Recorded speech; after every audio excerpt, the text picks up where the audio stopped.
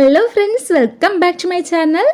ഇന്ന് ഞാൻ വന്നിട്ടുള്ളത് ഈ സീസണിൽ നമുക്ക് വളർത്തിയെടുക്കുവാൻ പറ്റിയ കുറച്ച് പൂച്ചെടികളെക്കുറിച്ചും അവയുടെ കെയറിങ്ങും അവയുടെ നടീൽ രീതിയും അടങ്ങിയിട്ടുള്ള ഒരു വീഡിയോയുമായിട്ടാണ്. നമുക്ക് പൂച്ചെടികൾ വളരെ ഇഷ്ടമാണ്. നമുക്ക് പൂച്ചെടികൾ വളർത്തുവാൻ പറ്റിയ ഒരു കാലാവസ്ഥയാണിപ്പോൾ. അപ്പോൾ ആദ്യമായിട്ട് ഞാൻ പറയുന്നത് ബട്ടർഫ്ലൈ പ്ലാന്റ് ആണ്.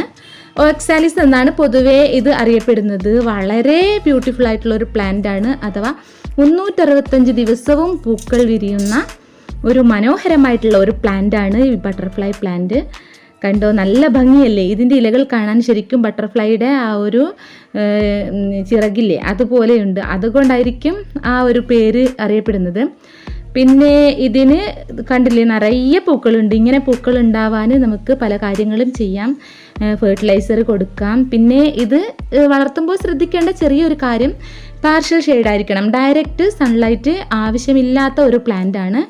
അതുപോലെ മഴക്കാലത്താണെങ്കിൽ മഴ കൊള്ളാത്ത ഒരു ഭാഗത്തോട്ട് നമുക്കിത് മാറ്റി വെക്കുകയും വേണം. ഈ ഒരു ചെടിയുടെ അടിയിലായിട്ട്, മണ്ണിനടിയിലായിട്ട് ഓക്സാലിസ് എന്നറിയപ്പെടുന്ന ഒരു കിഴങ്ങുണ്ട്. ഈ കിഴങ്ങ് ആണ് ഇതിൻ്റെ റൂട്ടിനെ നിലനിർത്തുന്നത്. ഇതിൻ്റെ തണ്ടുകളൊക്കെ സെൻസിറ്റീവാണ്. നല്ല ഒരു പാർഷ്യൽ ഷെയ്ഡിൽ വെക്കുമ്പോൾ അത്യാവശ്യം ഹൈറ്റിൽ വളർന്നിട്ട് ഇലകളുണ്ടാവും. അതുപോലെ പൂക്കളും ഒരേ ലെവലിലാണ് പൂക്കളൊക്കെ വരുന്നത്.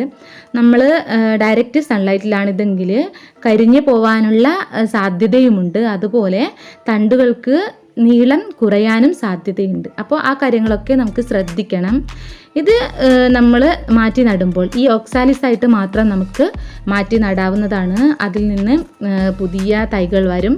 അത് മാത്രമല്ലാതെ ഇതിൻ്റെ ഇലകൾ വേർതിരിച്ചും നമുക്ക് മാറ്റി നടാവുന്നതാണ്. പിന്നെ ഈ സീസണിൽ നമുക്ക് ഏറ്റവും കൂടുതൽ പൂക്കൾ തരുന്ന മറ്റൊരു ചെടിയാണ് റോസിലെ. പല വെറൈറ്റീസ് നമുക്കിന്ന് അവൈലബിൾ ആണ്. അതുപോലെ കമ്പ് പൊട്ടിച്ചെടുത്ത് നടാവുന്നതാണ്. ബഡ് ചെയ്തിട്ടുള്ള ഐറ്റംസും നമുക്ക് ലഭിക്കുന്നതാണ്. ഇപ്പോൾ പ്ലാന്റ് നഴ്സറികളിൽ പോയാൽ വെറൈറ്റി ആയിട്ടുള്ള റോസാ ചെടികൾ കിട്ടും. നമുക്ക് നടുമ്പോൾ കുറച്ച് കാര്യങ്ങൾ ശ്രദ്ധിക്കണം. അതുപോലെ പൊട്ടി മിക്സ് ആയിട്ട് മണലും ചാണകപ്പൊടിയും ഗാർഡൻ സോയിലും എടുക്കുക. അതുപോലെ പറ്റുമെങ്കിൽ കൊക്കോപീറ്റും ഉൾപ്പെടുത്താൻ ശ്രമിക്കുക. പിന്നെ ഈ ചാണകപ്പൊടി കൂടുതൽ ഉപയോഗിക്കുന്നത് ഈ റോസിന് വളരെ നല്ലതാണ്. നല്ല സൺലൈറ്റ് ലഭിക്കുന്ന ഭാഗത്തോട്ട് ഇത് മാറ്റി വെക്കുകയും വേണം. കമ്പ് പൊട്ടിച്ചെടുത്ത് പ്രൊപ്പഗേറ്റ് ചെയ്ത് എടുക്കുന്ന ഈ റോസൊക്കെ വളരെ എപ്പോഴും പൂക്കൾ ഉണ്ടാവുന്നതാണ്. അതുപോലെ ഫെർട്ടിലൈസറും എപ്പോഴും നമ്മൾ കൊടുത്തുകൊണ്ടേയിരിക്കണം. ഈ ചിക്കനൊക്കെ കഴുകി മൂന്നാമത്തെ പ്രാവശ്യമൊക്കെ കഴുകുമ്പോൾ കിട്ടുന്ന ഒരു വെള്ളമില്ലേ, അതൊക്കെ ഫെർട്ടിലൈസറായിട്ട് നമുക്ക് ഉപയോഗിക്കാം. പിന്നെ പച്ച ചാണകം കലക്കി ആ ഒരു വെള്ളം തെളിഞ്ഞു വരില്ലേ, അത് നമുക്ക് ഇതിന് ചുവട്ടിൽ ഒഴിച്ചു കൊടുക്കാം. അതുപോലെ എഗ്ഷെല്ല്, പിന്നെ ഈ ഉള്ളിയുടെ തൊലിയില്ലേ, അതൊക്കെ ഇതിന് ചുവട്ടിലിട്ട് കൊടുക്കാം. അതൊക്കെ നല്ലൊരു വളമാണിതിന്.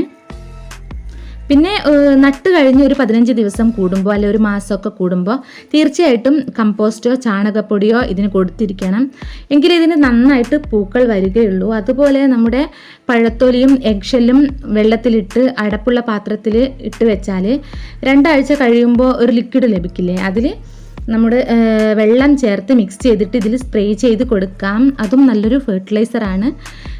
എപ്പോഴും എഗ്ഷെല്ല് കൂടുതലായിട്ട് ചുവട്ടിൽ നമുക്ക് പൊടിച്ച് ചേർക്കാവുന്നതാണ്.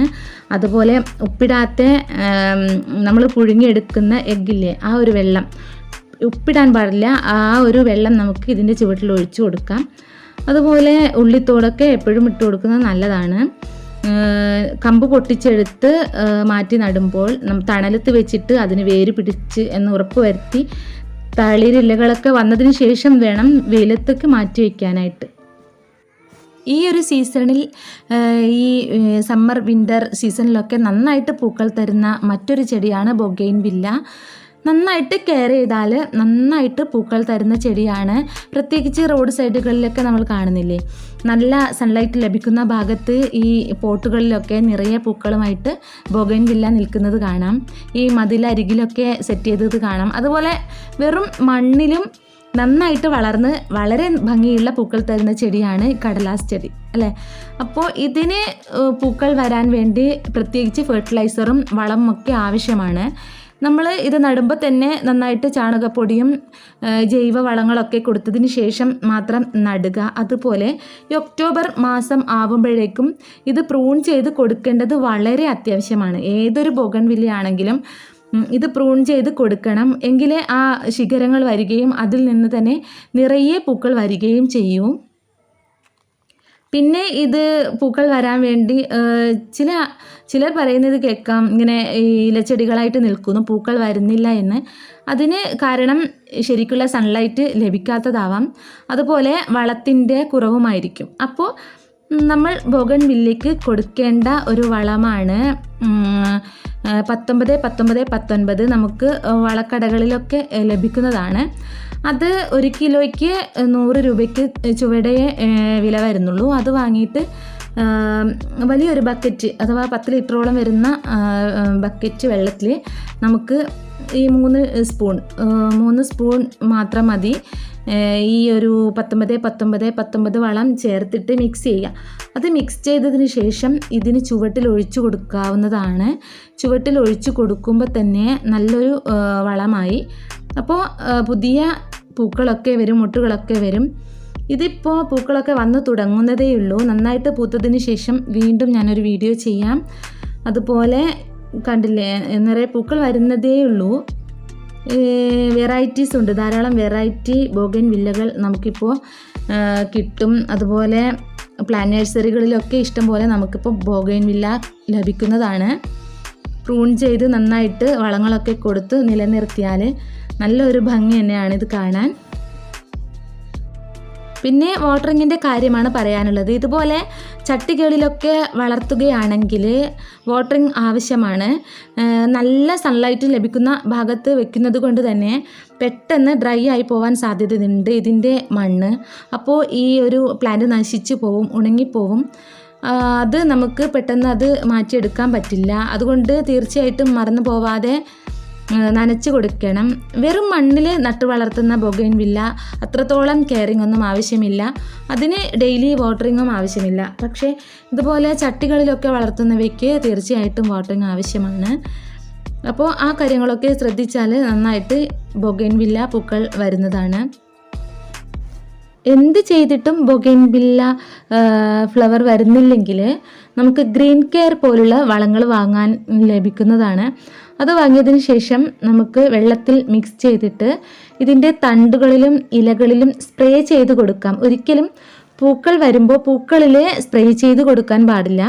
അപ്പോൾ തണ്ടുകളിലും ഇലകളിലും സ്പ്രേ ചെയ്താൽ ആവശ്യത്തിനുള്ള പൂക്കൾ നമുക്ക് കിട്ടുന്നതാണ്.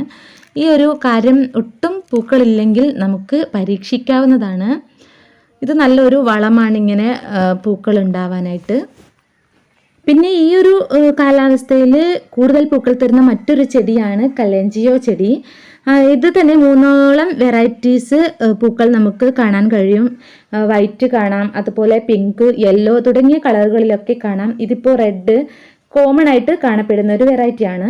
ഇതിൻ്റെ കെയറിങ് വളരെ എളുപ്പമാണ്. പ്രത്യേകിച്ച് കെയറിങ് ഒന്നും ആവശ്യമില്ലാത്ത ഒരു ചെടിയാണ്. ആഴ്ചയിൽ 2 പ്രാവശ്യം മാത്രം നമുക്ക് ഇത് നനച്ചു കൊടുത്താൽ മതി. അതോടൊപ്പം ഇത് വളരെ ചെറിയ പോട്ടിലാണെങ്കിലും നമുക്ക് വളർത്തിയെടുക്കുവാൻ പറ്റിയ ഒരു ചെടിയാണ്. ഇതിൻ്റെ ചുവട്ടിൽ നിന്ന് തന്നെ തൈകൾ വരും. അത് നമുക്ക് മാറ്റി നട്ട് പുതിയ തൈകൾ പിടിപ്പിച്ചെടുക്കാം. ഡ്രൈനേജുള്ള മണ്ണായിരിക്കണം, അത് മാത്രമാണ് ഇതിൻ്റെ ഒരു പ്രത്യേകത.